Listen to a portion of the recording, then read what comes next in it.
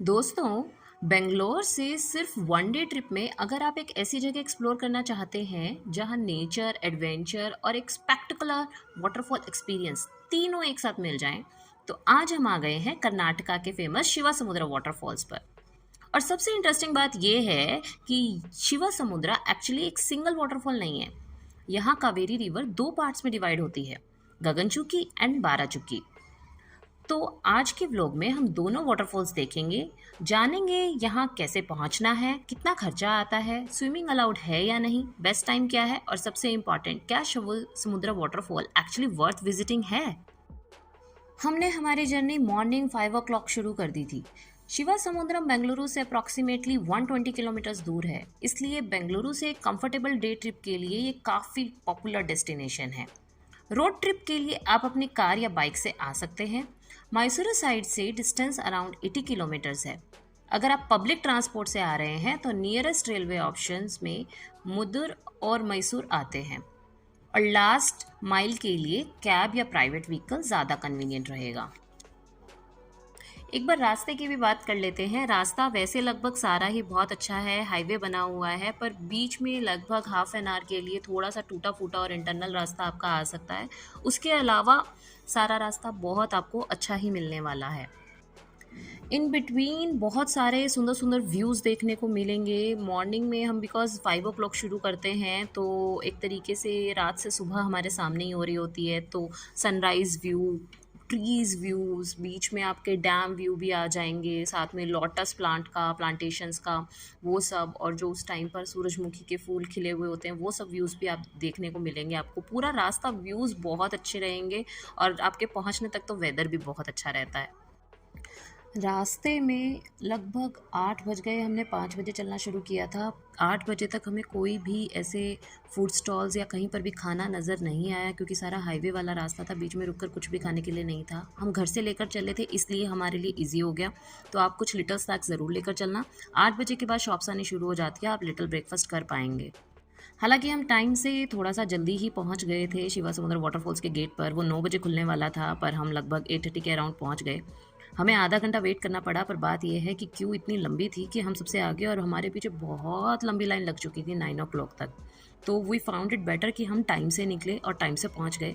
आधा घंटा वहाँ वेट करना बेटर रहा, क्योंकि हमने निकल कर फ़ोटो शूट कर लिया, आसपास थोड़ा सा खा पी लिया। लेकिन अगर हम लेट आते तो शायद वो वहाँ से शिवा समुद्रम तक ट्रैक करने में या गाड़ी ले जाने में ही प्रॉब्लम फील होती। हम सबसे पहले पहुंच गए हैं गगनचुकी फॉल्स, और जैसे ही पहली बार वाटरफॉल का व्यू मिलता है ना, ऑनेस्टली कैमरा में जितना ब्यूटीफुल लग रहा है रियल लाइफ में उससे बहुत ज़्यादा इम्प्रेसिव है। गगनचुकी की हाइट अराउंड 90 मीटर्स है, और मॉनसून के टाइम पर कावेरी का फ्लो इसकी ब्यूटी को कम्प्लीटली नेक्स्ट लेवल पर ले जाता है।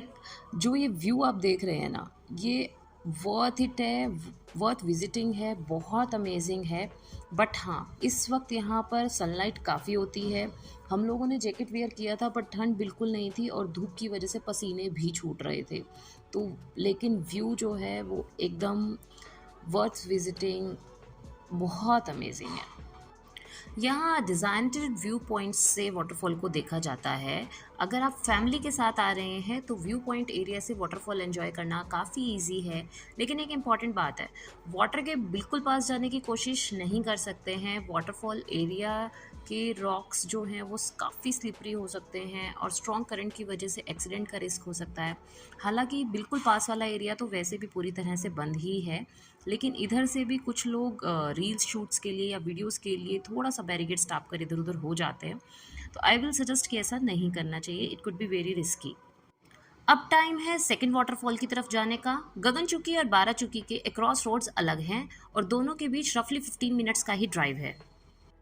हम बाराचुकी पहुँचे तब तक वहाँ पर काफ़ी ट्रैफिक हो गया था। पार्किंग बहुत ज़्यादा मतलब टाइडी लग रही थी, लेकिन स्पेस बहुत बड़ा था, तो पार्किंग मिल ईज़िली गई थी, और पार्किंग मैनेजमेंट भी अच्छा था। हम वीकेंड पे गए थे, क्राउडी था, बट अच्छा मैनेजमेंट था। ये है बाराचुकी फॉल्स। अगर गगनचुकी का चार्म उसकी हाइट और ड्रामेटिक व्यू में है, तो बाराचुकी का चार्म इसका वाइड पावरफुल कास्केड है।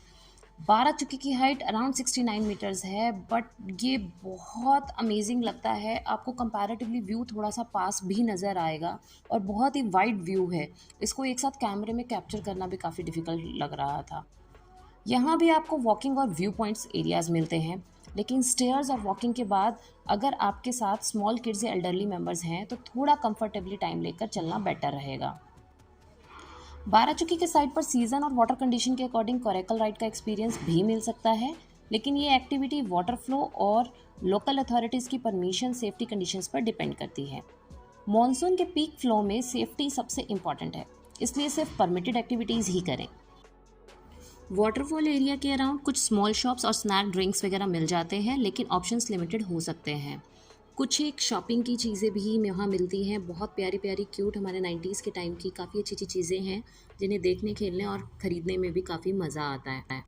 अगर आप फैमिली के साथ हैं तो बेसिक स्नैक्स और ड्रिंकिंग वाटर कैरी कर लेना, क्योंकि यहाँ पर थोड़ी सी चीज़ें लिमिटेड भी हैं और प्राइसी भी हैं।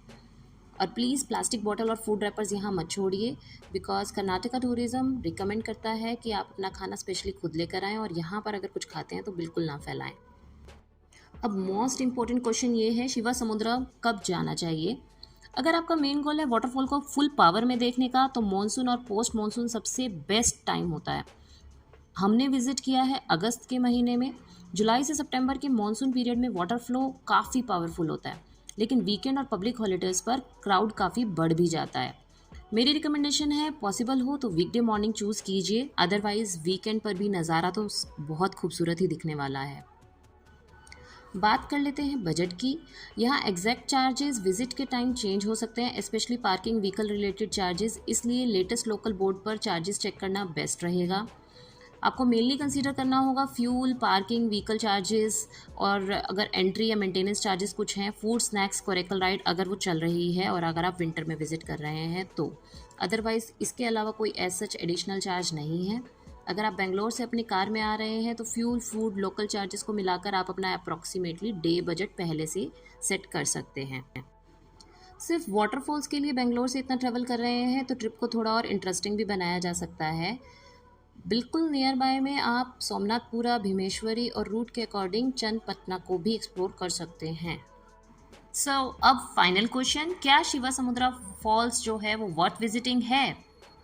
मेरा वर्डिक्ट येस फॉर श्योर, एक बार ज़रूर जाना चाहिए। बहुत ब्यूटीफुल वाटरफॉल है, और अगर आप बेंगलोर से आ रहे हैं और एक proper one day nature gateway देखना चाहते हैं तो शिवा समुद्रम डेफिनेटली आपकी एक लिस्ट में ज़रूर होना चाहिए। बस एक चीज़ का ध्यान रखना है, वाटरफॉल को एंजॉय करना है, कोई चैलेंज नहीं लेना है। मैं हूं खुशी और आप देख रहे हैं हमारा चैनल लीव लव लाइफ। अगर आपको ऐसे डिटेल ट्रैवल ब्लॉग्स पसंद है जहां सिर्फ ब्यूटीफुल व्यूज़ नहीं बल्कि real travel information, cost, route, safety और एक्चुअल एक्सपीरियंस भी मिलता है, तो वीडियो को लाइक कीजिए, चैनल को सब्सक्राइब कीजिए। मिलते हैं नेक्स्ट जर्नी में। Till then, live love and keep exploring. Thanks for watching our channel. Take care.